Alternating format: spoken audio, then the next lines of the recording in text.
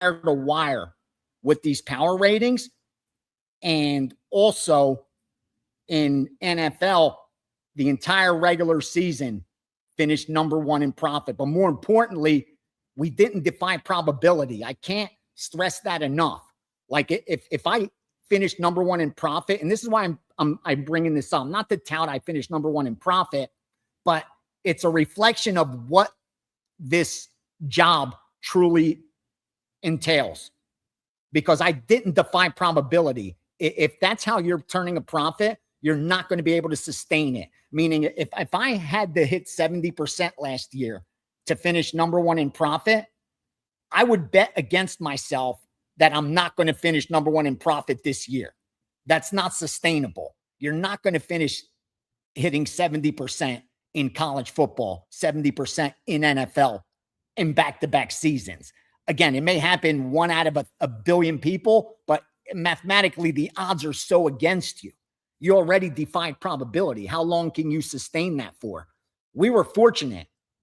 We did so with no good luck at all, but by only hitting 55, 56% of our bets.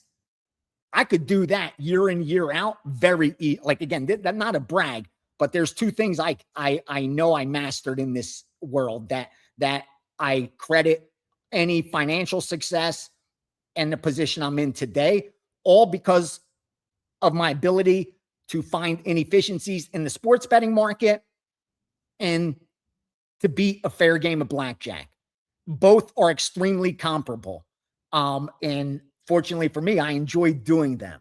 So it's also fun, but it took a while to learn to become profitable.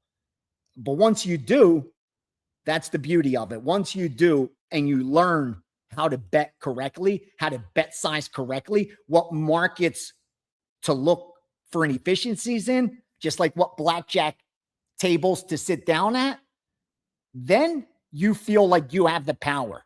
You're no longer guessing. You now have the edge. Like the fact that I'm behind in 2026 doesn't faze me at all because I know that's part of the journey. I'm not doing this for one day, 1 week, 1 month, 1 year. This is my lifetime. This is my lifetime of work. Now, granted, anyone that jumped on board with me for 2026, they're just going to judge me off 2026, and they should. That's their right. But for myself, dude, this is my life. My life's work. Like I've documented my results from before WagerTalk, from at the big moves from 2015. That's 11 years. I've had one losing year at WagerTalk and one overall. Out of the 11 years, 9 have been profitable. That's even more than I should, to be totally honest with you. Now, that's a credit to so many different markets that I have access to, fortunately. But the truth is, like, my goal is to profit long term. My goal is to win the war, knowing that's nothing but battles along the way. And here's what I mean. Let me just put this in perspective for you so you understand what I'm talking about. Now, you guys know I trade stocks, and I have a lot of my capital in the stock market, just like I have capital in crypto, capital in gold, capital in the sports betting market. I've gotten to a point where luckily I'm diversified. Okay. Now, I feel confident in what I've invested in, knowing things are going to go up, things are going to go down. But if you have conviction because you've done the research and you know you're with a winning company, then you're not going to panic. You're going to see any pullback as opportunity. Now, you look at the top hedge funds on the planet, the guys that are actually managing tens of billions of dollars, the guys that I can't have manage my money. I wish. The guys that you need a minimum of 10 million for them to invest your money. For me to get into Bill Ackman's fund, I need about $10 million. For me to get into Ken Griffin's fund, I probably need $50 million. Okay. Well, as of July 7th, yesterday, Bill Ackman's funds negative 9.2% for the year. Halverson's only plus 2.5%. David Ihorn, who manages billions of dollars, is up almost 7%. And these are the best investors and traders of our generation. They have outperformed the S&P, the NASDAQ, year after year. They are the 0.5% that actually makes money trading. Again, the rest of us should be investing in the S&P and waiting 30 years for our money to compound. That's what the 99.5% should do, because the 99.5% would lose money if they day trade. We know that from fact. The institutions show us the data. These are the 0.5%. Like in sports betting, these are the wise guys. These are the sharpest guys in the world. These are the betting syndicates. These guys are the guys that move the market. When Ackman buys Google at 200, it goes to 220. Okay? Same exact thing. Well, Ackman's down 9.2% so far in 2026, and we're 7 months in. And he's got his investors that gave him $10 million at the beginning of the year, $100 million at the beginning of the year. They're wondering, dude, I'm down 9 mil. What the fuck? No, that's not what they're wondering. Here's what they're saying. How much more can you take? Like, I know you've only limited me to 10 million, but can you let me know when that window is going to open so I could add more? Because they know his history. They know what he's done long term. They know that he's got a documented long-term success rate that maybe the guy that jumped on board with him at the beginning of 2026 is down 9 million. But he knows the reason he jumped on Ackman's fund is because he's outperformed the 9-10% that I could get in the S&P 500 year after year. That he's going to get me back 20%, 25% even. Unheard of numbers that we know only 0.5% of the planet could get me. It's the same thing in all markets. This is why risk management is so important. Because the reason people lose money in investing is a lack of risk management and FOMOing in, where they're always buying at the top and selling at the bottom. They're buying Bitcoin at 125 and panic selling at 65. How many has it happened to? It's happened to me. I know it's happened to you, right? That's the recipe for disaster. Of course, you're never going to make money doing that, right? Now, even if you get out ahead of the market in the short term, it doesn't guarantee you anything, like Bill Ackman's showing us so far through July. But if you have an edge, then you are a mathematical certainty to turn a profit as long as you manage risk correctly long term. And here's why I take this to blackjack. Perfect example. I've been asked to leave many blackjack tables. I've been kicked out of more casinos than you can imagine. Multiple times at the same casinos, over and over and over again. I'd run out of film if I did it, if I wanted to tape all of these. This isn't a brag, okay? This is factual, number one. And what it reflects is a true edge at blackjack. That they know that as long as I see enough cards, I'm going to beat them. But in the short term, they don't know that.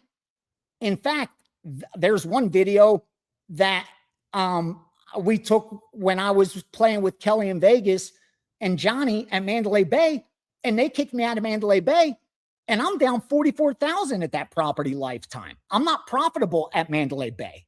Like my lifetime play at Mandalay Bay is minus 44,000. That's my lifetime. And yet they won't let me play. What's it called? Why? Because they don't like money? You can't play it now. Because they know it's only a matter of time. This gentleman has an edge. And if he continues to play, he's going to be ahead. That the random short-term sample size is why he's behind. But they know long-term that edge is going to beat them. Just like they know their edge is why even if someone wins playing here, playing there, they know it's just a matter of time because they have a built-in edge. Now, that blackjack course gives you a built-in edge. And until next week when preseason kicks off, okay, anyone that partners with me long-term is going to get that blackjack tour. And here's why it's important. Whether you're ever going to play blackjack or not, I urge you and beg you to watch it. This is ridiculous. Please. And you can fast forward some of the things that you're not interested in. Why can't I play blackjack? But when you get to the risk management, when you get to risk of ruin, tell me, the limits. Please pay attention. And then now The gold that's in that blackjack course, I think many believe because we're just giving it away and it doesn't hold its value. But I'm not playing any $5 advantage. Like you're eyeing the sky, it's amateur years hour. ago. Who thinks that's like I'm killing time while my If girls had share the sushi? stuff that I shared swear. in my Like, course. if I win, you could keep what I win. And what I lose, you can take. I'm just gambling. The fact that they're going to throw me out when I'm just gambling is Jump on board. like, at least if I was So coming that to they don't need damage, you again. like you would know. They could They go should out know. on their own But I'm just blackbacking to make sure and make money. that And I then, don't and tip as long as they anybody else. not just And learn, still, anyone can learn the cash. You can go to YouTube and Google high low cash. Anyone can do No, I hear you. I understand. It's not your fault. That's the easy part. That's there's no science to that. That if you could add, subtract, multiply, and divide, anyone can do that. It's everything else. It's how to approach the game, which games to choose, which games not to play, your bankroll, how much you need, what your exact risk of ruin is, how to calculate your exact edge before the cards are even dealt, which games to stay away from, things to do so you survive. I shared shit that if I wrote a book, I swear I wouldn't have put in. A simple thing like this. If you want, okay, there's two ways to walk into a casino to play blackjack as an advantage player. One, get rated, one, not get rated. The advantages of getting rated, it increases your ROI. Why? Because you're getting a bunch of free shit that you would otherwise pay for. You don't have to pay for food. You don't have to pay for your room. You don't have to pay for freaking nothing. And if you get good comps like I used to get, you even get promo chips where they pay you $2,000 for every 4 hours of play, where they let you comp anything, go into their department stores and charge it towards your room because you have $5,000 in retail credit.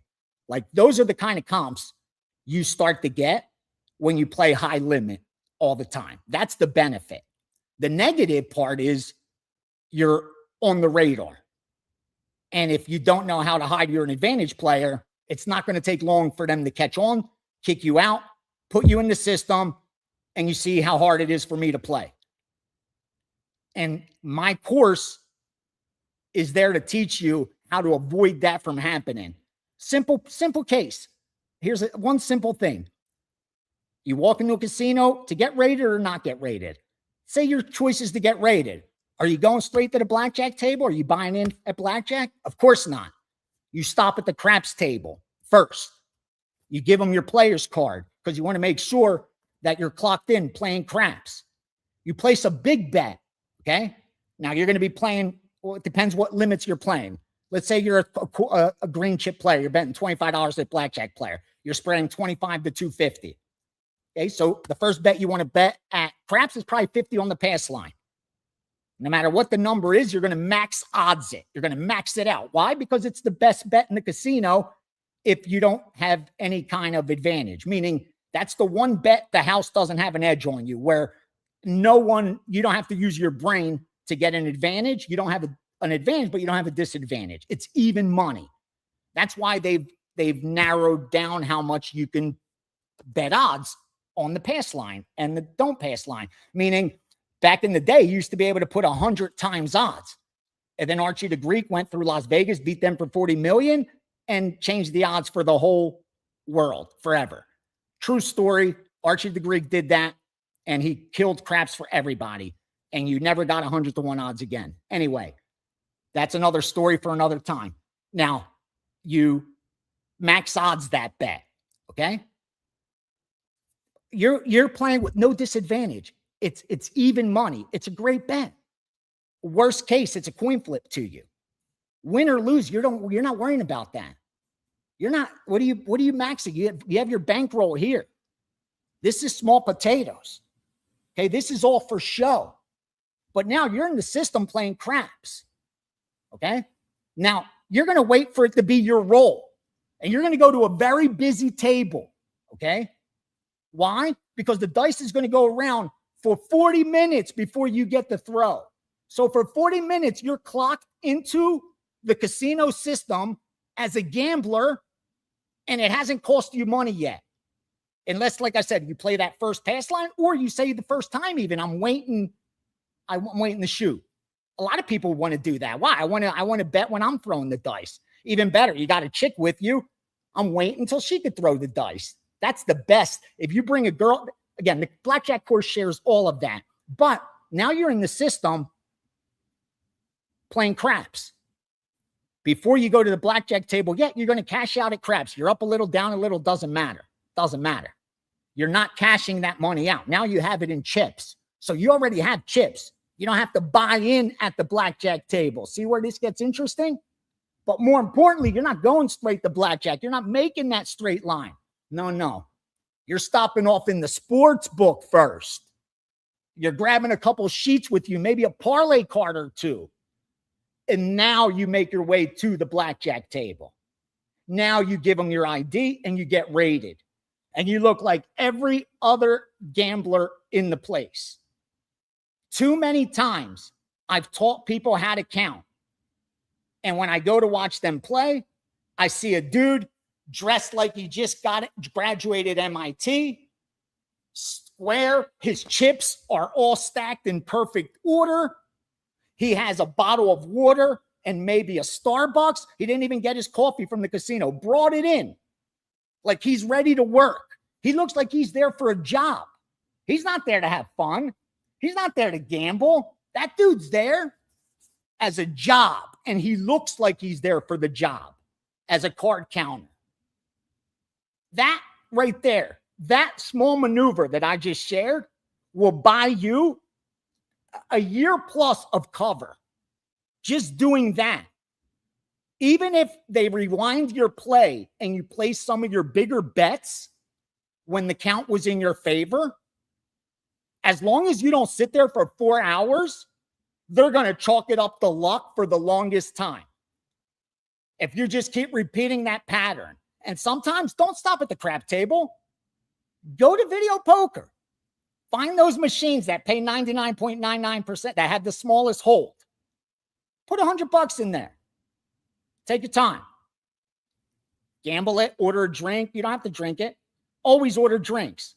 First thing you do when you sit at a blackjack table, ask for the cocktail waitress. Don't even ask for your chips yet. Don't ask for anything. When the pit boss comes over and asks you for your ID or your card, you want to get rated, say, is there a cocktail waitress? You're there to have fun, bro. You're there to party. You're not there for work. Too many guys I've taught this system to go in there prepared for work. But until you become competent, you can't go in there that calm because you do have to pay. I could stand behind the table and count down 2 tables. I used to be able to count 3 tables at the same time from behind. You'll be able to do it. Get the course. I promise you. You'll be able to do it. You'll learn things like how to deck because again, if you're counting, and a lot of times you're going to be playing 6 deck, you got to figure out how many cards are in the disc rack tray, right? And they teach you to tie up a rubber band and put it in quarters. And if you read Stanford Wan book, and they're going to tell you, put it in quarter decks and 6 quarter decks. That's 24 rubber bands you're packaging. Are you kidding me? Take a simple bottle of water. Measure out your cards way before you go to the casino. What's 1 deck get me? What's 2 deck get me? What's 3 decks get me to? 4 decks get me to? 5 decks get me to? 6 decks get me to? The table's eye level almost if you back up about 2 feet. That's all it takes for you to know exactly how many cards are in the discard tray. You don't need to sit there and rubber band quarter stuff. Bro, I teach you everything in there. How to side count aces without using your toes like they teach you in those foolish books. Trust me, I've read all of them. Again, I get excited for this course because I put a lifetime into learning how to beat the game. And only because I had a passion and I have OCD. And my obsession drives me deep down rabbit holes. And I fell in love with that game once I realized it has memory and that makes it beatable. That no one could argue that. It's simple math. And the casino could adjust some rules so that it becomes unbeatable. But as long as you know what those rules are, you avoid those tables. And that's what I teach you. I promise you. Bro, if you're ever going to take any kind of course on sports betting, take this blackjack course first. I promise you. What you're going to take away from that on your risk management, because the edge is almost the same.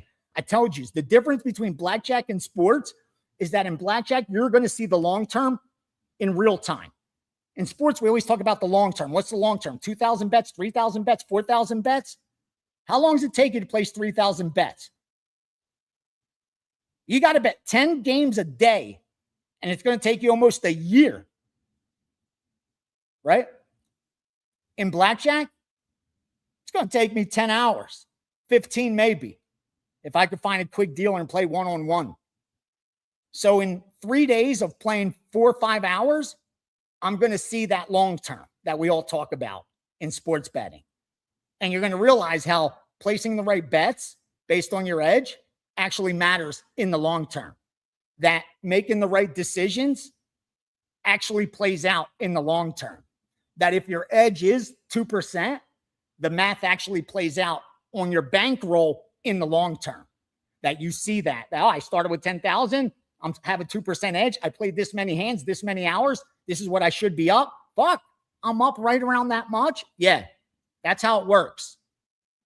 A lot carries over. Again, I didn't mean to go long with the blackjack, but I wanted to make sure that I knew a lot of people are going to jump on board for this football season, because why wouldn't you, bro? If you're going to be betting NFL and college football this season and you're not getting my information, that's foolish. Again, I'm not promoting. That's obvious. Look at the history when it comes to college football, especially. Like if you're betting a college football game, you don't want to know who I'm on. You're nuts. Anyway, now with that said, I wanted to make sure when those people jump on board for NFL and college football, that they get an opportunity to get that blackjack course. Because my goal when anyone jumps on board with me is that they profit. If I profit. And I hate knowing that when December 31st rolls around, I celebrated 9 of the last 11 years. And a lot of guys that were with me for the year didn't. I hate that feeling. That's why I created this steam room. So we could come in here every week and we could go over results. We could go over the game plan. We could talk about what we bet, our bet size, how I rate those games between 1% and 5%. But that's not what we're betting. That's a rating. 1% to 5%, 1x to 5x. That's our bet spread. In blackjack, you're going to learn you need a 1x to 10x bet spread in double deck. You need a 1x to 20x bet spread in 6 deck. That's correct. If you're going to play 6 decks of blackjack, you need 1x to 20x to beat it, meaning your smallest bet has to be $10. That means your biggest bet's going to be $200 when you have the biggest edge. You got to be prepared to bet 1x to 20x to beat that game. To be double deck, 1x to 10x. You could do it 1x to 6x, but that's grind. I'm talking about beating the shit out of a game. And in that course, what I showed was how to fuck up a game, not how to slap it, how to kill it, how to chop up a table, how to keep on. Like, I felt like, honestly, like in Rounders, when Michael goes, have you had enough? Because I could go on busting you up all night. Like, you're going to feel like that. Like, I can go on busting you up all night, and there's absolutely nothing you can fucking do about it except kick me out. That's all you can do is ask me to fucking leave. Pussy. You pussy. I'm nobody. I have a high school fucking diploma. Barely. I come from a fucking family that didn't speak English. Are you kidding me? You're a billion-dollar corporation. You're traded on fucking Wall Street. And you're afraid of me buying in for $1,000, you pussies. That's how you feel. There's no better feeling like that. No better fucking feeling. I'm sorry. Call it ego, call it whatever. Maybe that's why I do this shit, because that's what I'm fucking chasing. But I love that fucking feeling when I walk through that fucking casino door and I know, dude, I'm the man. There's ain't shit they could do about it. I think it would feel, it's got to be how you feel if you're like Cesar Royce Gracie trained Brazilian Jiu-Jitsu black belt with a black belt in Muay Thai that also grew up boxing and has a gold medal at the Olympics for wrestling. I think that's how you would feel, I guess, if you walk into a bar and you have that skill set. And you know, you could just fuck anybody up. Like, you don't look threatening. You may look, I know so many dudes, I see them at the UFC all the time, training partners of fighters and shit. And you're like, this is the most unassuming looking guy. Like, you could see someone making the mistake of thinking they could bully this guy because of how he looks. And they didn't pay close enough attention to the cauliflower ears to realize this dude will fuck his world up and everyone else in the room. Like, that's exactly, I swear to you, how you feel when you walk in the casino and you know this is what they want to do.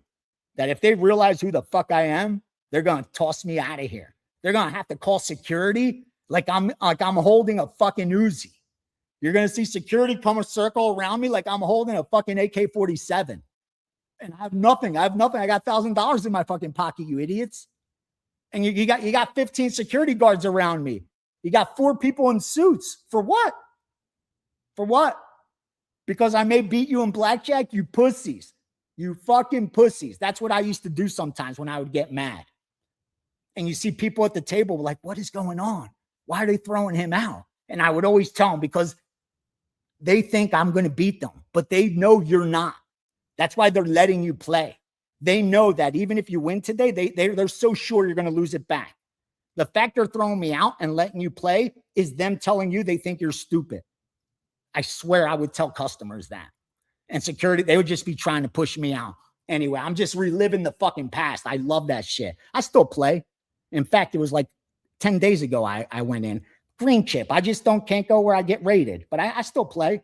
Fuck, you can't help yourself. It's like you have an ATM card, more or less, and you're not going to use it. That's so stupid. So I do it. But it's like you feel like with sports when with sports, it sucks because it's hard then to get accounts and bookies don't pay you and you get burned. And that's the hardest problem that I hate right now. I swear on my life, on my father's grave, something you guys know I never do. My biggest problem right now is dealing with bookmakers and worrying to get paid. Like, that's why I told you, I stay to my same bet size, 1,000 to 5. That's it. I don't bet more than that. I could try to get more down, but I've done it. And anyone I work with, I end up getting burned. So I've decided to just work with a small amount of people and know that I'm secure. That if I lose, they know they're getting paid right away. Monday, we go over the figure and I let them know, how do you want to get paid? Is it Zelle, Cash App, Venmo, PayPal, or crypto? How do you want to get paid? So when I'm up, I want to get paid too. And they use every excuse not to pay you. Oh, you used a bot. A bot? What are you talking about? It's fucking 2026. Every 15-year-old's using Claude, is using fucking ChatGPT. How long do you think it's going to be before everybody's using a bot to place bets? Because bots don't make fucking mistakes. The bot's not picking the fucking game. The bot's just making sure I don't take Atlanta when I want Dallas. It's making sure I take +6 instead of -6. It's making sure I bet 550 instead of 5,550. What the fuck are you talking about? But they use it as an excuse not to pay you.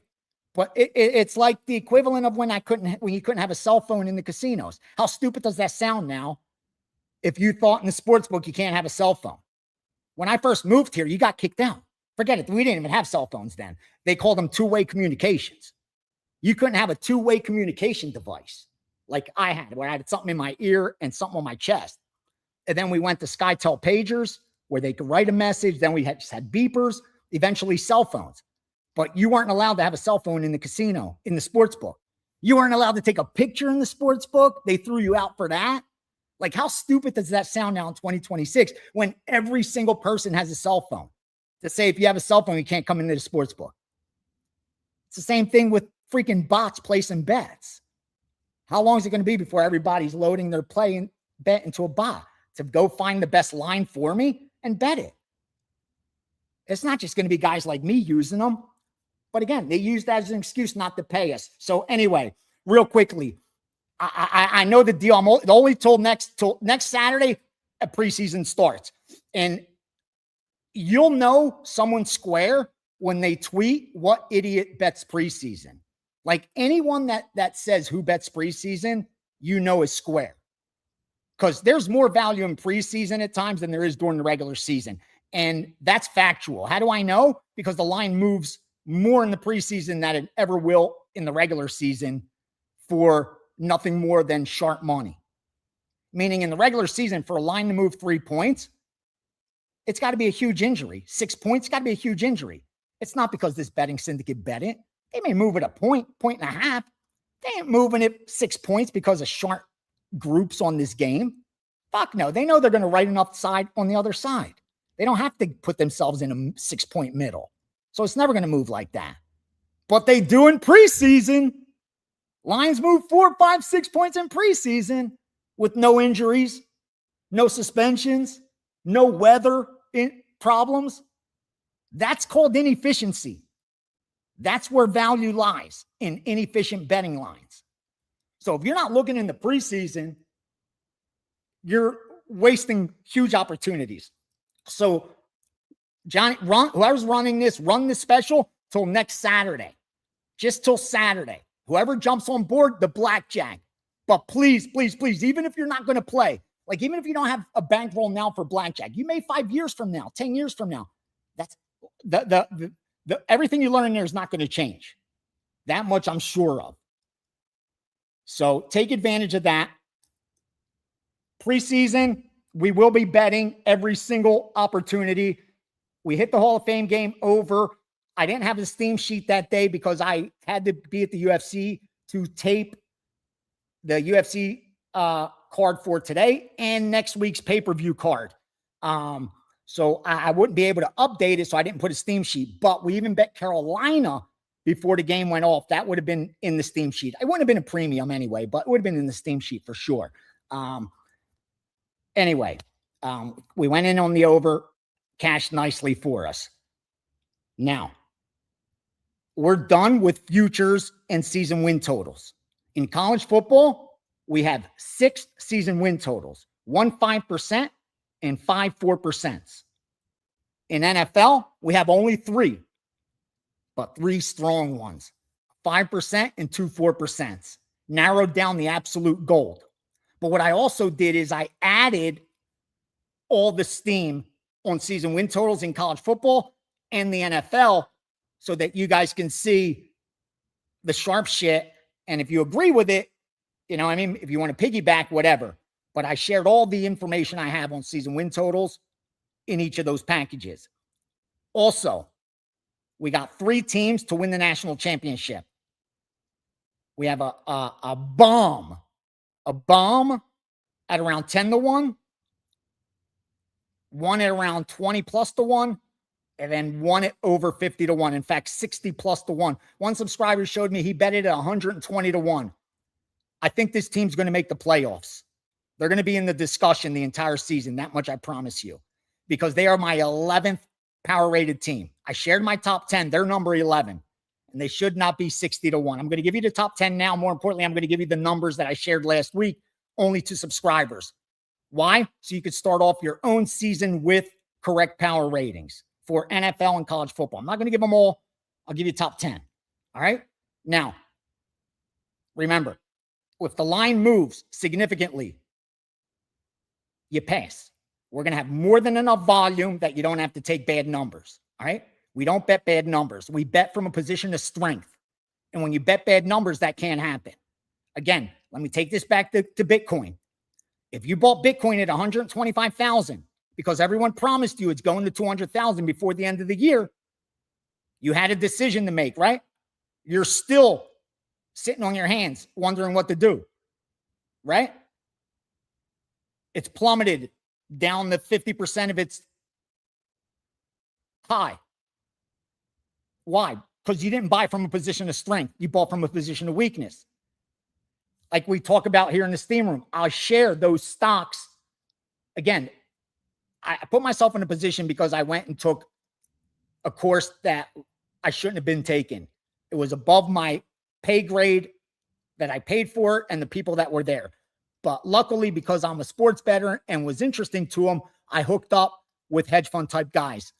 I'm part of a group on Telegram where there's 8 of them and they share their best shit. I do what I can to share it here with you guys.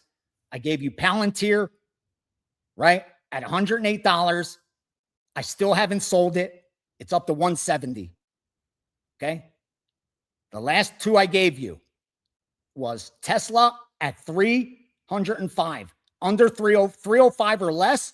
I told you, these guys confirmed it's in a spot that it's only been in value wise 10% of its lifetime. This is the gold you get in the steam room when you're long term. Okay. And if you remember, Microsoft at 350, Microsoft's near 500 now. I'm not just talking shit. I'm not just saying things to say them. Like, these are serious fucking people. And I'm fortunate to get this information. And it's not financial advice, but take it and use it as you wish. If you guys want, every week, I'll give you my buy orders. Every fucking Saturday, you'll get I'll tell you what I have in my brokerage account that I'm hoping the price drops to. For this week, here's what I'm going to share with you real quickly. I haven't bought any Bitcoin, okay, for 2 years now. I sold at a very good price what I was trading. I sold all my Ethereum that I was trading, all my XRP that I was trading. The only thing I held is what Bitcoin I have in cold storage that I was never going to, that's my retirement that I'm never going to touch. I had no intentions of ever trading that. That was an investment, not a trade. But I'm waiting for my next big buys. And here's where I'm buying so you understand. If Bitcoin drops below right now, 48,500, right? Say under 49,000, it'll be at a value level it's only been in less than maybe 5% of its lifetime that you had an opportunity to buy at that level. If it gets down, just figure below 50. Anything below 50, Bitcoin is at a value level. It's only offered maybe 5% of its lifetime. My plan is to start accumulating, because you're never going to get the exact bottom, just like you'll never sell at the exact top. My plan is I'm going to start accumulating the 1st of September in 10 different buys, Mondays. Every Monday for 10 straight weeks, I'm going to deploy 10% of what I plan to invest. Because according to charts that I'm comfortable in reading, and based on the 4-year cycle, it should bottom around October. I don't know exactly when, but I plan to start accumulating September 1st through 2nd week of November, right before the elections. Right? Is that, well, the following year's the following elections, right? What is it, 28? But there's some shit in November anyway. But with that said, it'll go into like the 2nd week of November. And I'm just going to deploy. And why Mondays? Because historically, that's been when Bitcoin's at its cheapest. I think Ethereum's Wednesdays. I have the exact days. But Monday's just been historically, for whatever reason, the best day to buy Bitcoin. So that's my strategy for Bitcoin.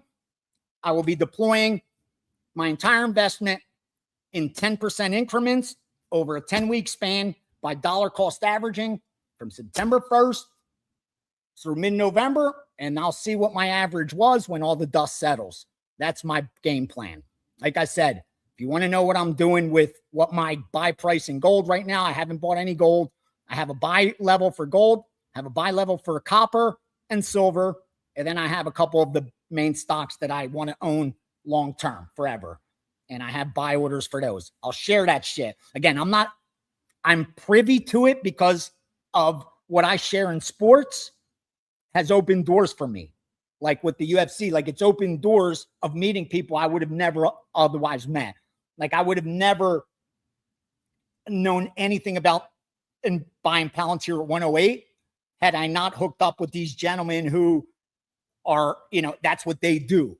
That's what they master. How I feel when it comes to sports and blackjack, that's how they are with the markets. They're selling puts. They're doing so much shit with like they're doing so much shit that I don't even know the words. Like the vocabulary is foreign to me, so you understand. That's how advanced what these guys do. They're hedging every trade. Like they just do shit at a different level. And that's how I understood it. I'm like, it looks exactly like the groups I work with, how they bet sports. Not at all like everyone else. Like these guys buy stock, not like anyone else I've ever seen buy stocks. If they're buying this stock, then they're selling this option over here and they're hedging it this way and they're buying a fucking leap option for a year out. Like they're doing so much shit other than just buying that stock at that price. They're already set up for so many different scenarios. It's like these groups. When they went under all three WNBA games this morning, under 186, LV, Minnesota, under 194, Indiana, Minnesota, under 183, Seattle, Portland. You're looking at 180 something now in LV, Minnesota, 190 something in Indiana. These lose 4 or 5 points. That's information. That's getting out ahead of the market. That's doing it differently. Okay, so with that out of the way, you know how we bet size. Let's just share that really fast because I can't stay long. I still have UFC stuff to do, and I have a lot of actionable info to give you because I want you to go away with making money. Now, bottom line, I bet size 1x to 5x. That's it. Smallest is a 1% play rating.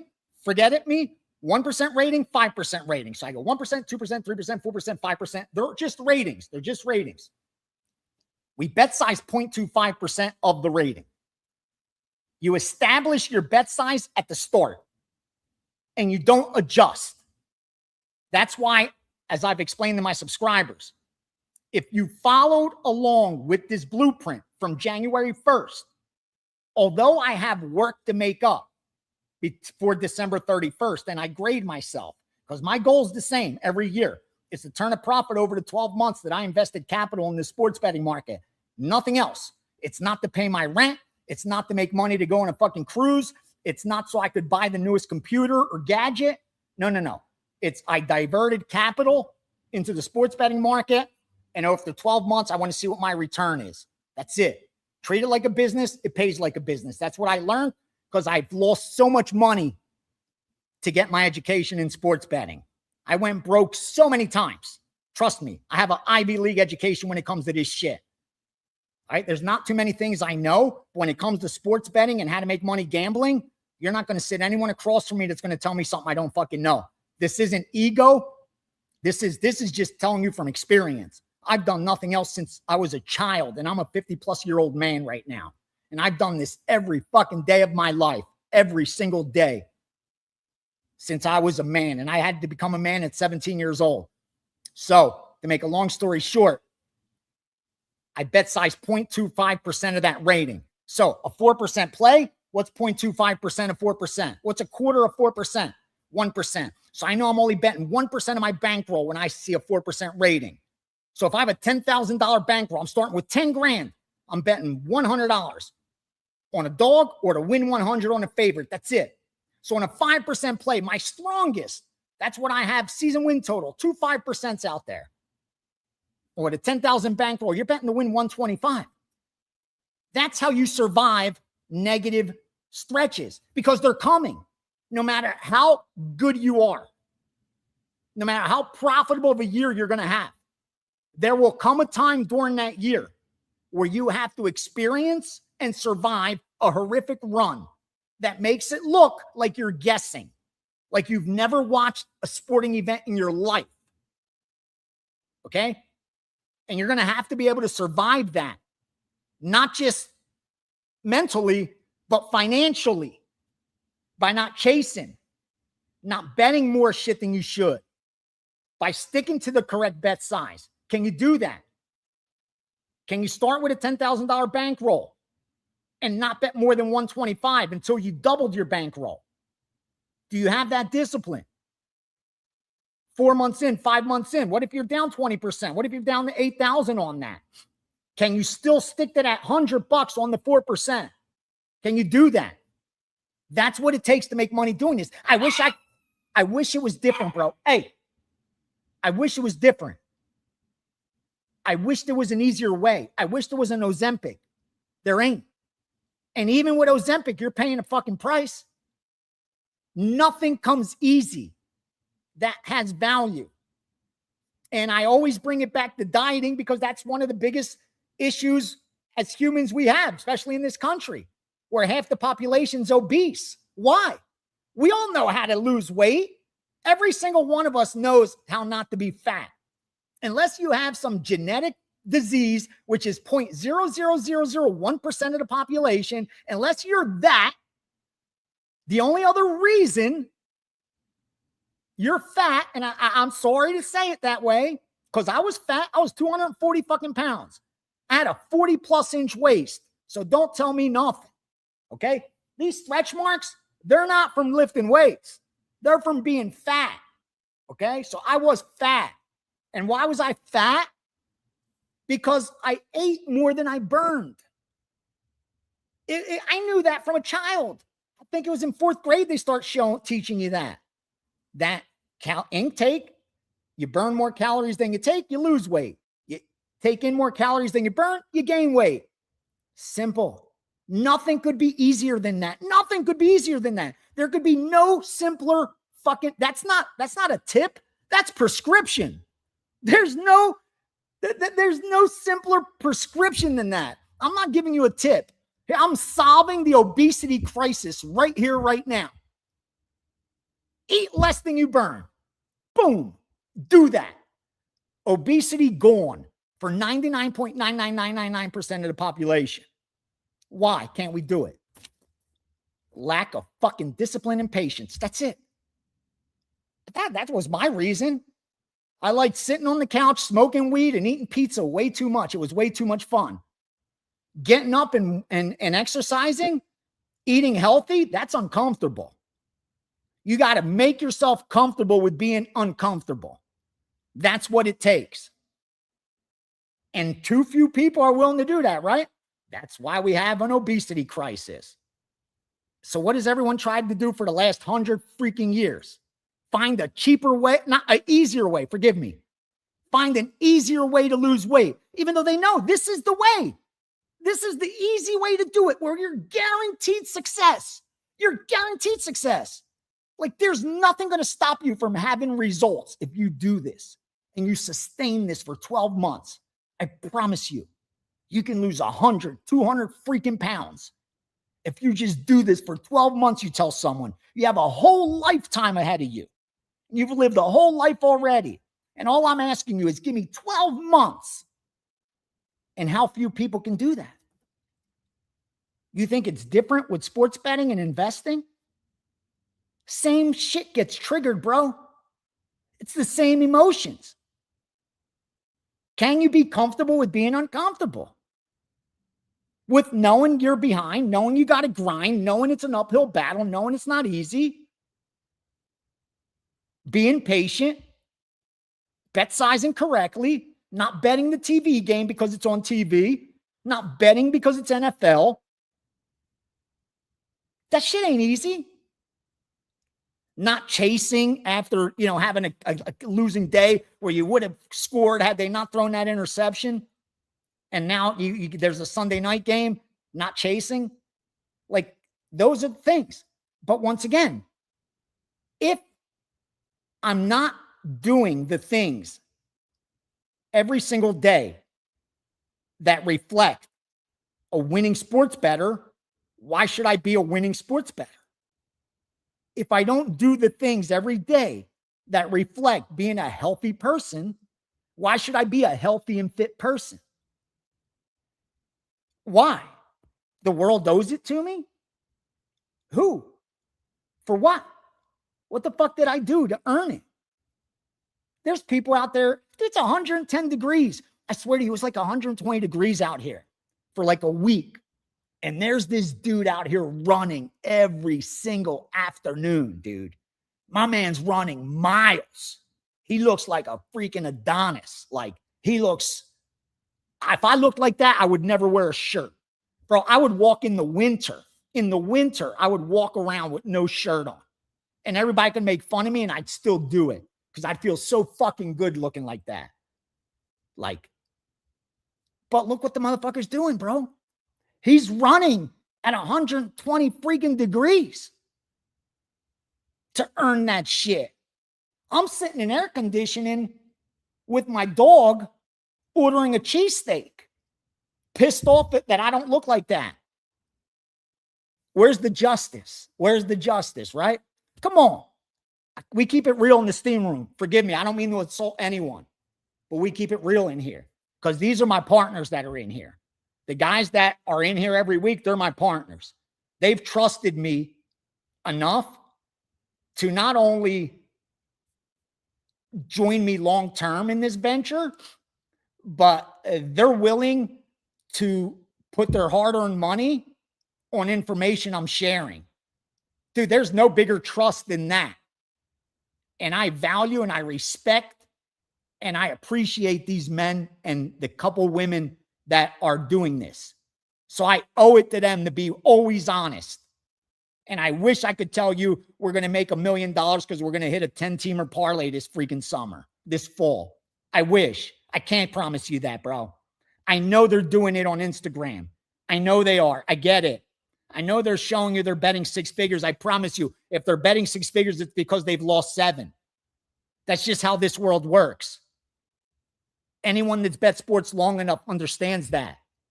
If you've bet sports for more than the last 6 months, you already know that there's not a sports book in the freaking world that's going to take that kind of bet from you unless you've lost a lot of money. They're not in the business of losing money. You see how hard it is for me to play blackjack. That's a game that they know they have a built-in edge. That's their casino, their dealer, their cards, their rules. Everything's theirs. And they still don't let me play. And you think in a game that they have no control over, an NFL game, a college football game, college basketball game, that they have no control over that outcome. The only built-in edge they have is 4.5% on every 100. The 11 to win 10. That's it. You think they're going to let anyone bet whatever they want? You see how hard it is for me to play blackjack. That's blackjack. And again, it's their casino, their dealer, their game, their rules, their cards. It's all theirs. And they still don't let me play. And you think they're going to let you be a winning sports bettor and walk in there and bet 6 figures like these idiots are showing you that they're doing on Instagram? And these poor young kids are paying them money for their picks? Fuck. I feel so bad, dude. It's like the diets, though. It's like all those fad diets I saw when I was growing up in the 90s. This is all you have to do. Oh, you could eat. Just take this pill. It used to be, I swear, they would show dudes still eating pizza and then showing like a jeans that were freaking this big, but he's eating pizza. And now look at him. He's got 27-inch waist eating pizza. And all you have to do is send me $29.99, and that could be you too. So you don't have to go running in 120 degrees like homeboy. You don't have to freaking eat your vegetables and shit. You eat pizza, lose that, and all I need from you is $29.99. That's what those dudes are doing on freaking Instagram that are showing you that they're betting six figures on these crazy fucking props and stupid shit that they won't even take fucking $50 from a winning bettor on. So enough. Let's get to today's information. I haven't looked at a single comment or question yet, so forgive me because I'm having fun right now. I'm having fun. Let's get the information. I know you guys want it. Like I said, in WNBA, I got nothing to share. They bet all 3 unders. The one I agreed with, at least based on my quants numbers, is the Vegas Minnesota under. I'm not betting it. I'm not releasing it to subscribers because we missed the good numbers. And then Seattle at +2.5. Another number that's definitely Vegas is already playing, right? So there you go. I just saw the score pop up. That's funny. So it shows you how much I'm paying attention to WNBA. Like I said, there's nothing there. They took Seattle plus the 2.5, but they moved that line back and forth. There's nothing going on in WNBA, but I can give you Major League Baseball, okay? Now, first, I'm going to give you the premium play I released. I only released one play. We've done really well. I know I'm top 5 since the All-Star break. I told you, these guys, when they lose in the first half, they're going to win in the second half. If they win in the first half, sometimes they lose or break even in the second half. Rarely do they run wire to wire with any sport. In fact, here's the bottom line when it comes to trading. Here's what I learned from the top freaking traders in the world. And then I thought about it in sports betting. I'm like, holy shit, it's the exact same. Well, over the last 10 years, okay, if you just didn't trade Bitcoin during its 10 biggest trading days, you're probably missed out on 90% of the profit. So over the last 3,000 plus days, if you missed its top 10 trading days, maybe top 15, you missed out on 90% of the gains. And it's like that with any stock. And it's true. Just pull up any stock. Just look at your own. If you have any stock, just look at your own account every day. Like, how many times is a stock you're up 20% for the year? Red every day. It's red. Maybe 0.008%, 0.001%, then down 2%, then up at 1.5%. That's like betting every day, right? That's the results of going 1-2, 2-1, 3-1, 1-4. That's exactly what it is. And if you're with a winning group and they profit for the year, it's because out of the 365 days, I was on board for those 10 biggest days. That's what it comes down to. It really does. Look at any freaking stock over the course of a year. And that's what you're going to find. If they went up 30% for the year, all that 30% gain happened probably in 15, 20 days. The other 320 plus was this. Chop, like we call it, chop. Consolidating. It was consolidating for its next move up or next move down, right? So one day it's going 2-1, the other day 1-2, then 3-1, then 1-4, like that. And then boom, 10-1. Then boom, they hit a future. And then they chop. Oh, wait, they drop a little bit. That's what a year looks like. A winning year looks like. Most just aren't prepared for it, bro. Most just aren't ready for it. That's why we got the steam room every week to remind ourselves. Brush those demons fucking off. We don't chase. We don't take bad numbers. We pass. If it's a 4% play, but the line's moved and I still like it, I bet it for a 2% play. We have discipline. We have patience. We know this is a long war. And we judge our bets not just by results, but our ability to beat the market, like the sports books do. Are we getting closing line value? Are we placing good bets? Are we laying -150 and it's closing -165? Are we doing that? Yes, yes, yes. Everything else will take care of itself as long as you manage risk correctly. Now, let me get to the baseball. I'm going to give you all, this is what it would have been on the Steam sheet, and I'll then share the ones that would have got the asterisks because I also share what I like myself. according to the quant that I work with. Again, by the end of football season, I will have forced him to move here, believe me. And then forget about it. Okay. 951 Mets plus 120, plus 115, and the over 8.5. 955 Colorado down to plus 140, under 9.5, under 9. 958 over 8 Dodgers, Arizona. 961 Cleveland minus 105, 110, 115, 120, 125, and the under 8.5. 964 Texas minus 135, 140. 964 under 7.5 Baltimore, Texas. 966 Seattle minus 110, under 7.5. 969 Angels plus 155 down to 145. 972 Phillies to minus 150. 972 Toronto Phillies under 10.5, under 10. 975 Minnesota. 977 Detroit and the under 8. Now, out of all of that information, I released one premium play, and that was Cleveland at minus 124. They're now minus 135 at Bet Online. We got closing line value. We did our job. Hopefully they do theirs. That was the one premium that I liked, that I agreed with the most based on my own quant implied win probability. That's what we came up with. Now, leans that I have, but wasn't able to confirm because based on our numbers, just we don't get there for making it a premium play. But I do agree with the Mets as plus dogs. Colorado shouldn't be that big of a dog. I told you we took Cleveland. That's the one premium play. I like the under in Baltimore, Texas. I like Seattle and the under.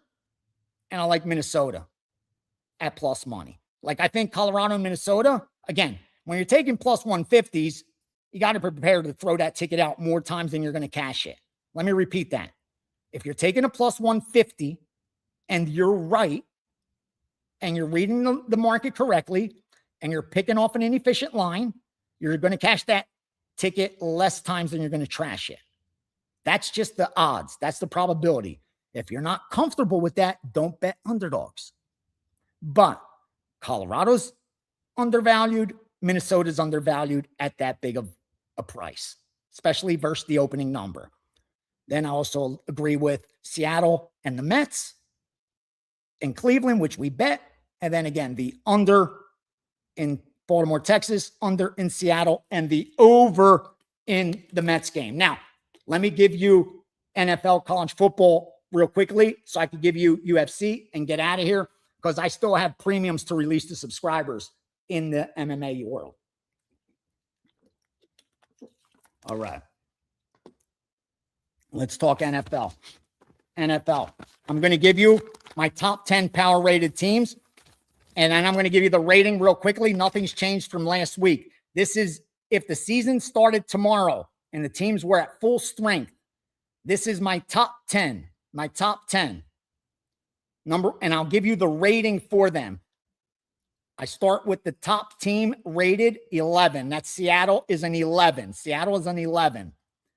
Number 2, Rams. They're a 10. Rams at 10. Number 3, Detroit. They are a 9. Detroit's a 9. Number 4, Buffalo. Buffalo's also a 9. The 5th best team in the NFL power rating wise, Philadelphia. Their power rating's an 8.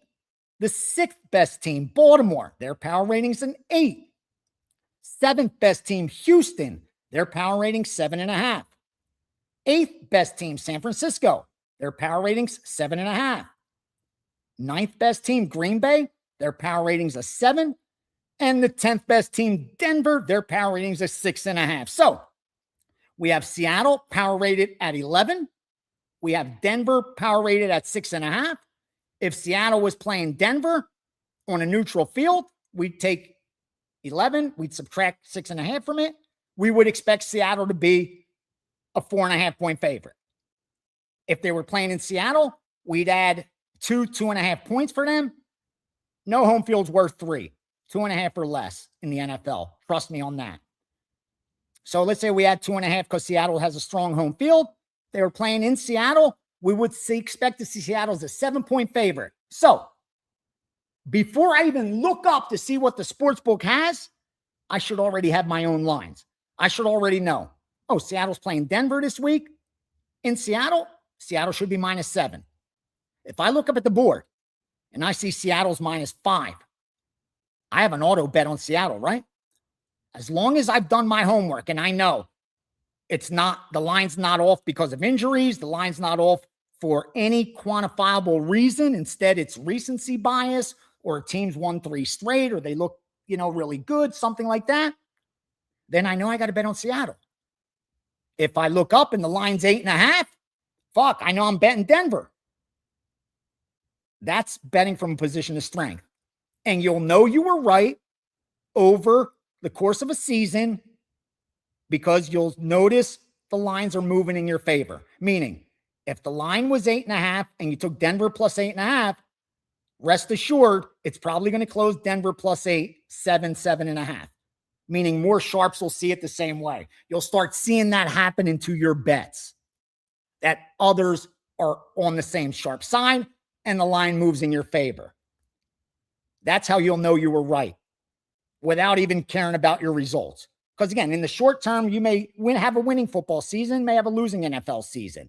Unless you fire 300-400 bets like we're going to do, there's going to be no statistical significance. Like if you're only betting 2 NFL games a week and over 20 weeks, you're going to have 40-50 bets. Dude, you may have a crushing year, or you may get buried, but it doesn't mean anything. How you should grade your power ratings is how did those bets do versus the closing line? If you crushed it versus the closing lines, then you're on point with your power ratings. Now, let me real quickly, I'll share one more thing in the NFL. The difference, the reason I start with 11, I make Seattle on 11, is because the worst team in the NFL, the absolute bottom, are the Jets. And I have them at a 0. I start the season at a 0. So the difference between the best team in the NFL and the worst team in the NFL is 11 points on a neutral field. So if they were playing in Seattle, I'd expect Seattle to be about 13.5 point favorite over the Jets, almost 2 touchdowns. That's how I'm starting the year with my power ratings. And of course, you could fill in the other 22 teams and work your way down and fill in your numbers. I will update every week for my subscribers as much as possible. College football, let me give you the top 10 real quick with the rating. Here we start at 100, and you'll understand why. Ohio State's number 1 at 100. Indiana, number 2, 98.5. Notre Dame, number 3, 96.5. Oregon, number 4, 96. Georgia, number 5, 94. Mississippi, number 6, 92.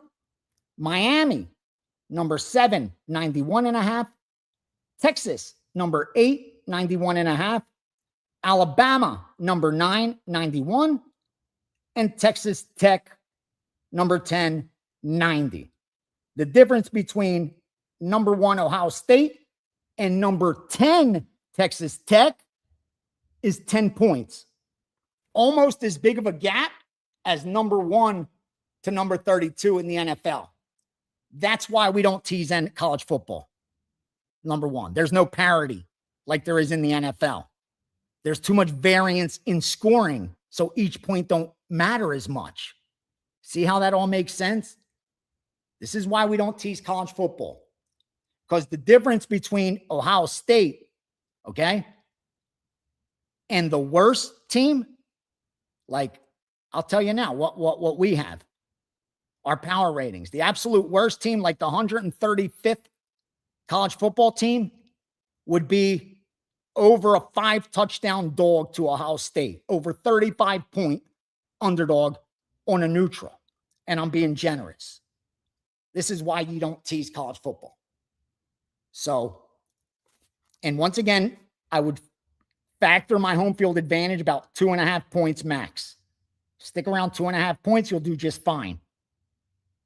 Now, we take advantage in college football even more than the NFL because in college football, they share rankings, right? The college football experts, the AP poll, they give their rankings. In fact, I think they already did the coaches poll, and here's what they have: Ohio State number 1, Oregon 2, Georgia 3, Texas 4, Dame 5, Indiana 6. See, we have Indiana 2. They have them 6th. They have Miami 7th. We have them the same. They have Texas A&M 8th. We don't even have them in the top 10. They have Oklahoma 9th. We don't even have them in our top 10. They have Ole Miss 10th. We have them 6th. This is why I beat college football every single year, because these rankings are going to reflect the record. After 5 weeks, the top 10 teams will all be undefeated. That's why they'll be in the top 10. That's why we're going to make so much money in college football, because a team like Texas is going to start losing football games, and they're going to drop in the rankings, and they're still going to be a powerful team. Okay? A team like Notre Dame is underrated already in the rankings. A team like Alabama is not even in the top 10. They're even behind on Texas Tech, who's going to win a lot of games, but it's phony. They got them 12th. They have LSU at 13th, who's not even going to make the playoffs. We're going to crush this year. They have Penn State 17th. Penn State 17th. Oh, way off. Oh, we're going to crush college football. Good Lord. Wow. Let me see this. Oh my God, I'm looking at this for the first time.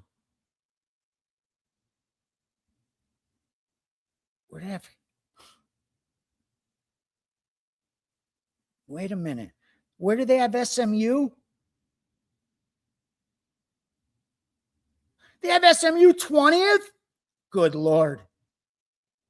Good Lord.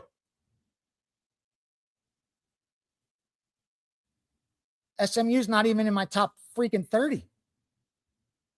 Yeah. Oh, we're going to make so much money. Now, again, they may get into my top 20.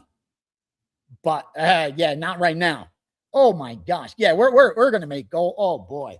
Maybe we get lucky this year a little bit. Just a little bit. Just let us hit 57%. Oh, my gosh. Could you imagine the units will be up? With our volume, forget about it. All right. Now, let me see if you got any questions, comments, and then I'll go through the whole UFC card. I'm not going to give you the premiums, but I'm going to give you an opinion on every fight. So then you could decide on your own. I don't have, the only thing I have up at WagerTalk are the long-term shit. Again, the guys that want the daily stuff, I get it. But I promise you, it's not a recipe for success. Like trying to find the hot guy is asking for someone to continue defying probability. Like if you're buying a guy because he's 10-1, then you're asking him to go 11-1. Do you know how hard that is? Like you're asking him to defy probability. I know it's tempting. I know we don't want to FOMO and miss out, but you really got to start thinking contrarian. And you really got to start looking for like when someone like Crack is off a losing month, like, you know, he's a winning better. You're not going to argue that he's a plus EV guy. So if he's coming off a losing week, a month, or a losing football season, one season, or baseball, then I know I want to ride him the next season. Like, what's the probability he's going to have back-to-back losing seasons in a sport? But most do it the opposite. They look for the hottest guy. It's the same in stocks. Like I said, they're looking for the hottest stock. Dude, once it's hot, everyone knows about it. You're back on the top again. Like when your barista's telling you to buy Bitcoin and you don't want to miss out because everyone's talking about it, it's too late. Once he's 11-1, it's too late. You had to make your money during his run, during his 10-1. Now you're going to try to make money with him? That's not fair to him. He may go fucking 6-4 over his next 10. Then he'll have a great record, right? At 11-1, 6-4, he'll be 17-5. That's amazing. But you won't be that excited, right? With his big, you'll be up one game over 500, one unit ahead. You'll be like, big fucking deal. But this guy just did something freaking impossible. Again, man, perspective's everything, brother. Perspective's everything. All right, let me see.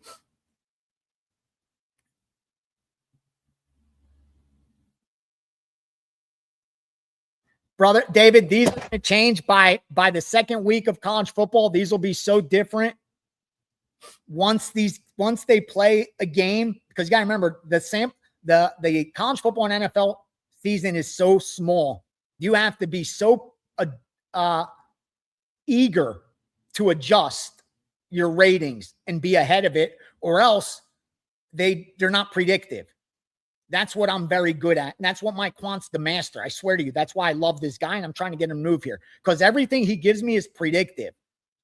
He back tests shit, but he's not showing me things that worked in the past, because markets evolve. So like those ratings, that's a start. But within 2 games, like half of those top 10 may not even be in the top 10. So again, that's not to turn everyone off from them. That's to prepare them to adjust, to be very ready to adjust, because in NFL and college football, teams outperform their metrics, unlike in baseball. See, in baseball, just look at baseball standings right now.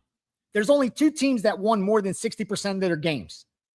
Every other first place team has won around 55%. That's it. Why? Because they have a big sample size and their statistical significance. So it should show their true strength. No team's that much better. No team should be able to win 70% against the rest of Major League Baseball. Just like no team should go 13-3 in the NFL, or now 17 games, whatever they play. No team should be that much better, right? I just told you the difference between number 1 and number 32 is only 11 points. So no team should be able to go 13-3, right? But they do, because they outperform their metrics. Keep that in mind. In small sample sizes, just like a guy could go 10-1, 20-1 against the spread, can't sustain it at -110. But in a small sample, they could do it. You could outperform the market. You could outperform probability. You can defy it. You can do all of that in a short term. But in the bigger picture, not so much. That's why with the NFL and college football season, like our college football, my guy, we came up with the win totals, right? We don't have any team.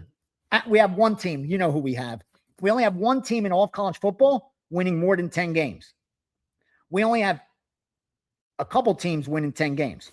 In the NFL, we don't have any team winning 12 games. No team do we predict is going to win 12 games in the NFL this year. And yet I'm positive at least 2 or 3 teams are going to win 12 or more games in the NFL, because they're going to outperform their metrics. They're going to outplay the data. You know how we say it all the time in week 10 in the NFL, there's a team that's like 8-2, and we're like, oh, this is the worst 8-2 team in the history of the NFL. On paper, they should be 5-5, because it's based on their metrics. That's what I've gotten very good at in NFL and college football. Again, this is why I feel very confident about what's coming these next few months. I don't want anyone to overbet our edge. I don't want to get so excited that guys take for granted how difficult this is. But I'm very confident with the information I have and the experience. Our chances of being profitable in college football and NFL this year are very high, very high. I feel very good for that. Love you, brother. The Cowboys, let me tell you, I'm not high on the Cowboys. And that's sad coming from me, because I was a Cowboy. Growing up as a kid, I was a Steeler fan. If you see any elementary school picture, every class picture, I'm wearing a Steelers jersey. But then in my adult life, I became a Cowboys fan once I started bookmaking, because everybody bet the Eagles every week. So I had to be anti-Eagles. What's anti-Eagles? Dallas Cowboys. So I would drive around Philadelphia wearing Cowboys hat. I swear to God, I had my Emmett jersey, my Cowboys puffy jacket, my star hat. I was Dallas. Even when I went, if you look in about 1990, between 90, 91, 92, Dallas and Philadelphia were each 4-0 going into week 5. and they were meeting on Monday Night Football, and they were playing in Philadelphia on Monday Night Football, both undefeated. And we went to the game, me and a bunch of my friends. I'm wearing all Dallas shit. They're on all Eagles gear. So I felt safe. I was with a crew. Okay. Dude, there are more fans than I've ever seen in my life outside of a place. They even had a tent set up where you pay $5 and they gave you a bat and you get to go in and bash Dallas shit. Right. So like, it was so anti-Dallas. And this lady sees me. She's like, hey, you come here, come here, come here. I go over, they have a TV camera, and she says, hey, can you guys say Good Morning America? So it was for Good Morning America the next day because it was like that big of a deal. 2 4-0 teams playing on Monday Night Football, division rivals. So I had a Dallas shirt. So I've been anti Philly because of that back in the day. I was such a Dallas fan. But then once I start betting, obviously, you're not a fan anymore of teams. Where's my Dallas? Wow, do I have Dallas? I have Dallas outside my top 20, bro. Power rated wise. Like, just to put it in perspective for you. Let me see. I would make. This will put it in perspective. I would make Seattle on a neutral field a touchdown favorite over Dallas. Yeah. I'd make on a neutral field, I would lay 7 with Seattle against the Cowboys. It pains me to say that. It pains me to say that. I can only, again, this isn't my opinion. I share only the data with you guys. Like that's all I can do. And it's just like when I tell you when something's my opinion and I tell you when it's factual. Again, I don't know if it's factual. We'll see how it plays out, but it's facts to us. Based on our facts, we would make Seattle a touchdown favorite over. How about them Cowboys? I love Dallas, bro. Dallas, the Saints, they have like a spot in my heart. I'll fade them in a second. Don't get me wrong. I'll fade them. Don't take a drop of a hat for me to fade them. But I have a soft spot in my heart. I got to tell you, I do. I do.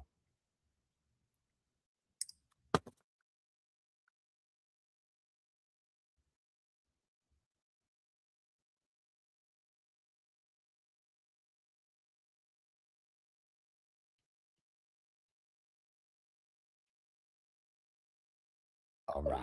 All right. Damn, I was hoping shit came in while we were on, so I could share. Let me look. Let me look in case there's some cool soccer shit. Nothing. Nobody's betting, man. Tell you, everybody's waiting for next week. They're all waiting for next week. I mean, I gave you the baseball, but everybody's waiting for next week with NFL. So that, the Hall of Fame game attracted more betting action than everything else that day. Than everything else. Like you could combine every single Major League Baseball game, every single college football game. I mean, every single WNBA game, and it didn't matter. It didn't freaking matter.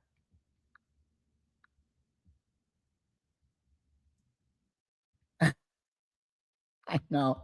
All over the place. All right. So let me, well, don't worry. I'm going to give you the MMA. So you got my opinions on football. And again, between things are going to happen in the preseason also. Guys are going to get hurt. There's going to be shit like that, unfortunately. Again, not wishing anything on anyone, but that's going to happen. That's going to happen. So let's get the UFC, because I have some leans that I like a lot that I'm know we're confirming and we're going to bet. But let me give you I'll go from top to bottom. I'll give you the whole card. That way you can make your own decisions on what you got, on what you like. Let me pull up, because I send notes to the UFC every week. So let me just pull them up. So I give you the most accurate shit. I already taped for next week, so I love next week's card. Oh boy. The it's not pay-per-view anymore, but you know. All right.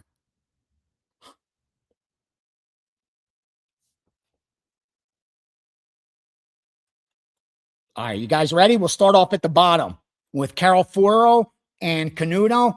Obviously, Foro's a huge favorite, minus 220, 230. Well warranted. She should be the favorite. I wouldn't lay it at all. Again, you got debut fighter with Canuto. Nothing about her. I remember diving in, doing research for Foro for the Contender Series. I was a little surprised she didn't get a finish in that fight. I remember she went to a decision, and it was a really, she scored a couple knockdowns, but the girl was still game. When it was all said and done, they were almost even on strikes, which was surprising considering Dyer had gotten dropped 3 times. So her not finishing kind of makes me not want to lay it. You know what I mean? It's heavily favored to not go to distance, but she didn't close out a fight she should have closed out. So I'm not going to lay 200 on that. Can't do it. Next, Juliana Miller and Oliveira. I like Killa Miller here. Yeah, I did the show with Chiesa, and I actually gave this a pick on WagerTalk last call this morning. If you watched, gave out the under in this one. And I think we're getting a ton of value because Miller's gone to decisions in back-to-back fights. But prior to that, you know, she was closed out in 2 out of 3, and she's got a dance partner that's a closer that fights in a style that entices finishes. Either she finishes or gets finished. It's that kind of style. I enjoy it. So I wasn't surprised to see the under favored. I thought we'd have to lay 200. We don't. We got to lay about 130, 135. So I do like the under a lot more than I like the Miller side. And flyweights in women's is a little behind. Historically, they finish around 36, 37% inside the distance, exactly the same percentage as women's bantamweights, believe it or not. And this year they're only at about 30%, and we're 7 months in, so they're a little behind. They owe us some finishes. So I kind of just a little bonus towards that not go to distance prop. So I do like that. Miles Johns and Yanni Vasquez. Now he says it Gianni Vasquez, probably Italian. Now obviously Vasquez not Italian. I don't think so, but anyway, it spells his name like I have mine. But I'm going to have to fade him here. Now, he had a hard debut, and the fact they put him in against Basharat tells you the kid's got potential. He was a huge dog to Basharat, and he didn't get finished. He went all 3 rounds, which tells you he's a tough out, which is why he's not a 2-1 dog. And Johns is coming in off 3 straight losses, okay? But one was a split to Matsumoto in a really close fight that I thought Johns should have got the W, especially with the 5 takedowns that he secured. But, you know, it is what it is. Judges fuck up all the time. And he got subbed against Marcos in a fight he wasn't really losing. So I think Johns is a little bit undervalued here. I think he's a little value on the Johns side. Sousa and Miranda, debut for Miranda. This kid's tough. He's coming from LFA. I think he went 11-1 in the LFA and had 3 title fights there. Sousa is now a big hot prospect. I think Brazilian prospect. I remember him on Contender Series. He got a 3rd round finish in a dude he demolished. And he got a really good first debut. Performance bonus. He knocked out Oki as a -300 favorite. So he did his job. So he's coming in off back-to-back 3rd round finishes. Usually going to be a little overvalued, especially against a debut fighter like Miranda. I think that's the case here. So value on the Miranda side. Louis Sutherland and Motanha. What did I have on that? I think I had something. No. Hold on. Give me 1 sec. Oh, yeah. I had that one. What is that line now? Yeah, I had it close to a pick 'em. I don't know what's wrong because the value seems to be on the Montana side. And the line's not reflecting it for whatever reason. And I don't think it's because Sutherland got his first win, especially against Tuivasa, of all people. I mean, you look at Tuivasa, he hasn't won since February of 2022. He's lost 6 straight fights. And that's Sutherland's only win. I don't think he should be this big of a favorite. We'll see if we could get to the window with him with the Montana side. We'll see. Again, favorites have been doing so well in UFC. It's outlier. We're over 310 fights into 2026, and favorites are at like 76, 77% at a rate it's unheard of this late in the season. Anyway, or 70 something. I said the exact number. I don't have it in front of me, but I know that dogs are about 40% below their historical average. So we should have gotten 4 out of 10 more dogs throughout. Tells you how far behind dogs are. All right. Nergazi and a Lopez. Nurgazi got his first UFC win. Remember, he won the Contender Series and then lost back-to-back debuts. The opposite for Bruno Lopez. Lopez won his debut and hasn't won since. Another really tough fight. I'm seeing a lot of love for the Nurgazi side. I think Mintia even had Nurgazi on our show. He should win this fight, but this price is not warranted. Much closer to a coin flip than Nurgazi being a 2-1 favorite. At plus money, it's Lopez or pass. Now, Ty Miller and Billy Ray Goff. Goff hasn't fought in a while, and it's not because he's been hurt. They just haven't given him a fight. And I know because James Lynch interviewed him, and because I asked James, I reach out to everybody, bro. I try to get as much information I can in MMA. And Contender Series starts Tuesday. I'll be releasing Contender Series shit for sure. We did good last year, remember. Now, Goff hasn't fought since May of 2025, and he lost to Brahimaj, who is fighting next week. Brahimaj next week. Anyway, but he's been chomping at the bits. He's been training. He's been ready to go. He just hasn't gotten the call. This is a short notice fight. That's why he's such a big dog. But it isn't short notice. Exactly like what's it called? Richard Miranda. If you look at any preview, it's going to show you that Miranda's on short notice. And he is. It's short notice. Someone else dropped out. But he's not a short notice guy that hasn't been fight ready. The Contender Series starts Tuesday. These guys in other promotions that haven't been scheduled for the next 10 weeks of Contender Series know that there's a possibility someone gets called up to the big show and they need a replacement. Someone gets injured and they need a replacement. So a lot of these guys know to stay fight ready during Contender Series. And I know Miranda's been fight ready. I know Billy Ray Goff has been fight ready. And again, for different reasons, but keep that in mind now with Contender Series here. Lemos Tainara, no reason Lemos should be this big of an underdog because she's got too much power for strawweight. She's got a 6-1 knockdown ratio, which means as long as there's time on the clock, there's always danger. And this one's heavily favored to go to distance. So I wouldn't want to have a Tainara minus 200 ticket in my pocket. But if I was betting this fight, I'd look at Alexa Tainara by decision because you're getting plus money. And I know earlier in the week, if you parlayed Tainara with the over, you weren't getting plus money. So there was an inefficient line I was able to take advantage of. And I actually bet Alexa Tainara via decision at plus 120, plus 115, and plus 110 because it should have been even money or minus 105, minus 110, minus 110. Now, I don't know if Tainara is going to win by decision, and I don't care. I mean, of course, I want to cash the ticket, but what I cared about is I knew for a fact I was getting the best of it. That's all you could ever hope for. It's like when you learn the blackjack course, the guys that are going to learn it, you're going to sit down and you're going to place a bet and know that you have the edge. You're going to know that in this hand, I have a 3.5% edge over the house. I have a full 3.5% edge. Based on the Kelly criteria, I should be betting 3.5% of my bankroll on it. Right? Well, we know we don't go full Kelly. Watch the course. You'll know why. Now, bottom line is, you're going to have that edge and still lose sometimes.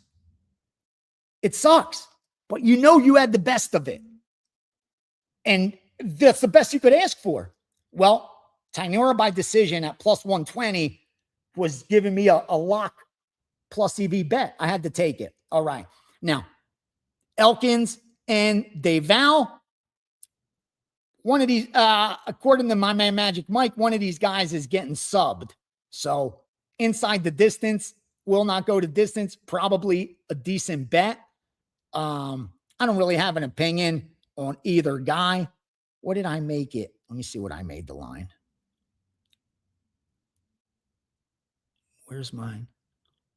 Oh, I sure as hell didn't make Deval minus 1,000. So, I mean, yeah, if I have to bet this, I'm betting Elkins at plus 600. He's not going to win. He's going to lose, but at 600, it's plus 600 or pass, obviously.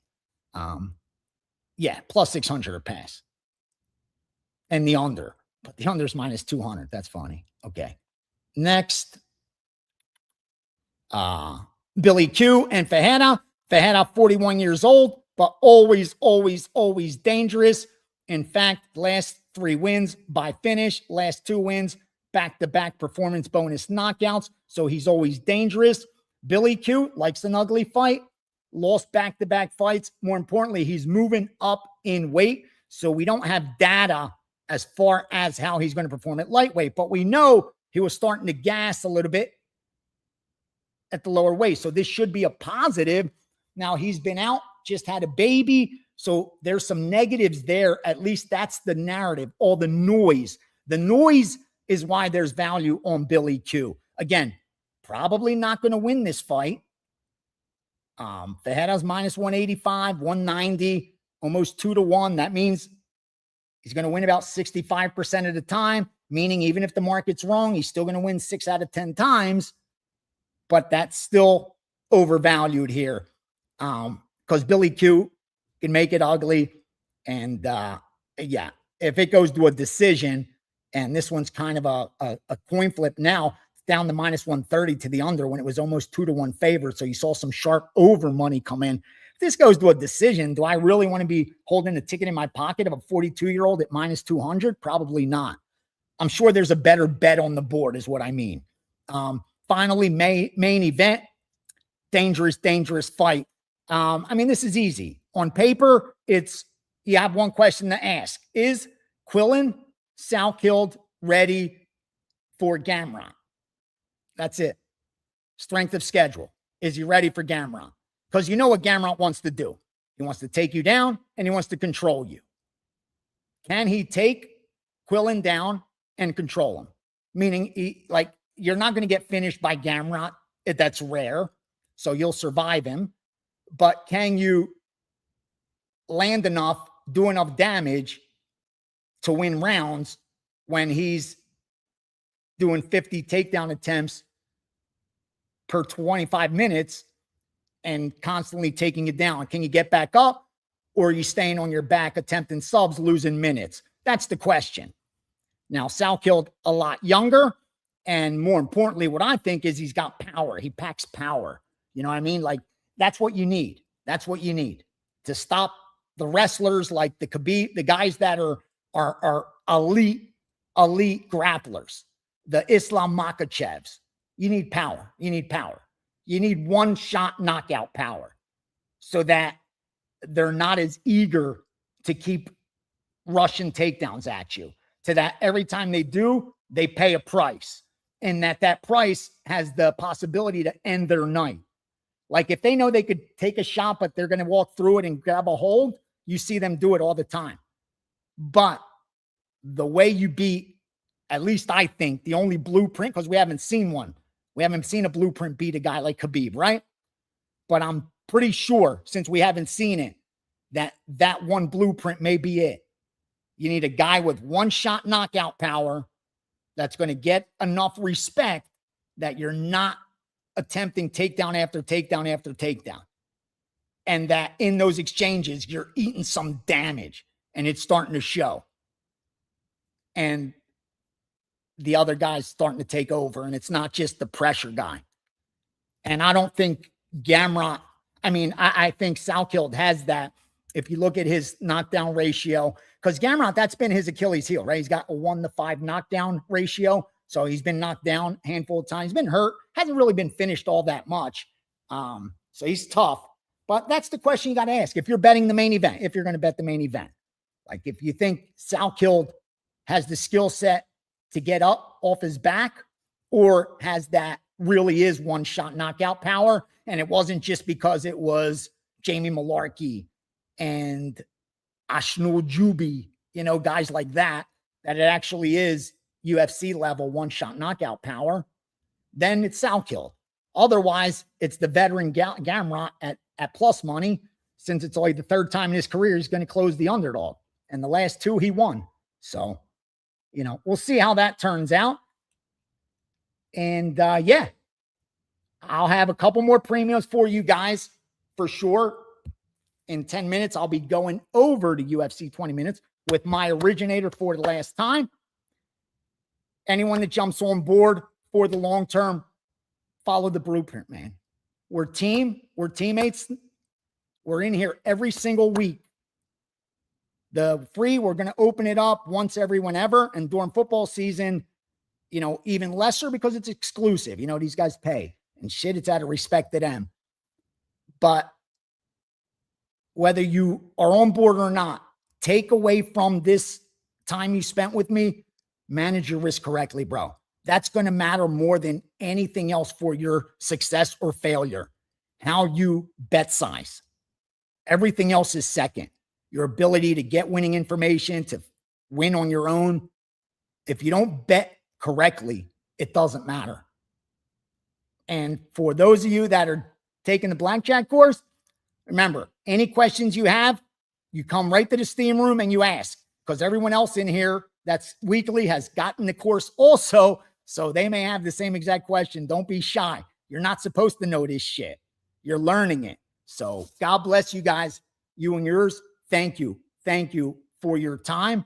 You guys are awesome. Best of luck. And damn, his PNV hasn't gone in, man. Look this poor guy. I don't know what to do. It's gone down, but it hasn't gone back in. I don't know whether to rush him to the emergency room again. Last time it was all the way out, and I had to take him to the emergency room. Now it's just a little out. And I'm hoping it goes back in, like as it unswells. I don't know where to put ice or what to do to the guy, man. So anyway, I got to deal with this now, unfortunately. And anyone need a dog? He needs a family. He really does. I feel bad. I feel like I'm not built for him. It's selfish of me to keep him because of my lifestyle. Like, and he's such an awesome fucking dog. Like, I love him. And he's so good. He's just awesome, dude. And I spent so much money on him, dude, on top of it. Baba, what are we going to do with that pee-pee? How are we going to get it in? Should Daddy put an ice cube to see if it goes down? You're going to scream, huh? Fuck, I don't even know what to do. All right. Well, I got to figure this out. As soon as I finalize the rest of the, what's it called? UFC. And we're good to go. God bless you and yours. Have a good weekend. And yeah, we start NFL and college football. Again, plays are going to start coming out. I already sent you the first for Saturday of college football. More's going to be coming. That one we bet already moved. That number's gone. That number's gone that we bet it a 4%. Okay. So make sure when I send these out, you already know what you like or not like so that you're ready to bet, because we're going to beat a lot of these numbers in NFL and college football. They're not going to be up forever. So best of luck. God bless you and yours. And again, thanks for your time today. Do some